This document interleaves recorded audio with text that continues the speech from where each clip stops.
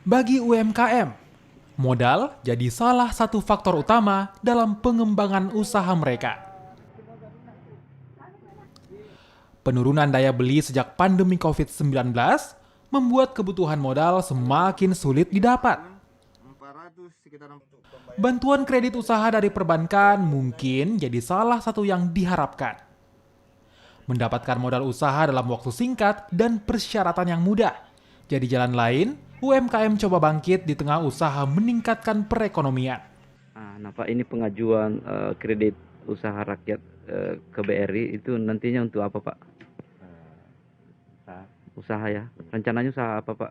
Kan selain ada Migarduta itu usaha apa nantinya, Pak? Ya, campuran lah.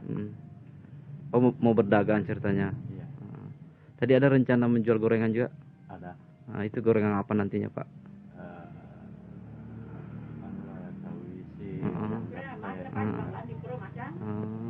Yang dokter ya. Nah, Pak, ini Pak, perasaannya bagaimana sih, Pak?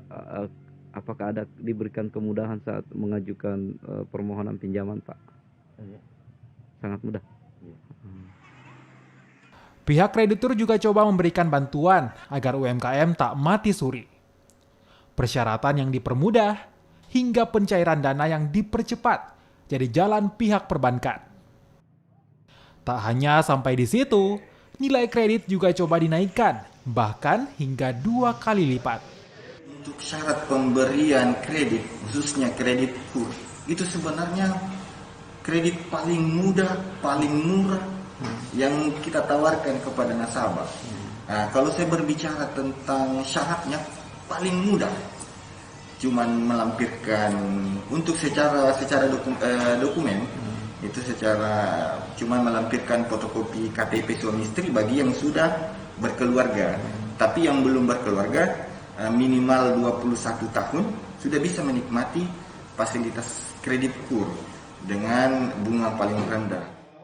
Kredit usaha kini jadi jalan sebagian warga untuk memulai atau sekedar meningkatkan usaha mereka. Namun tetap harus bijak dalam meminjam agar tuai untung tak jadi buntung. Sudin Syamsuddin, Kompas TV Parepare, Sulawesi Selatan.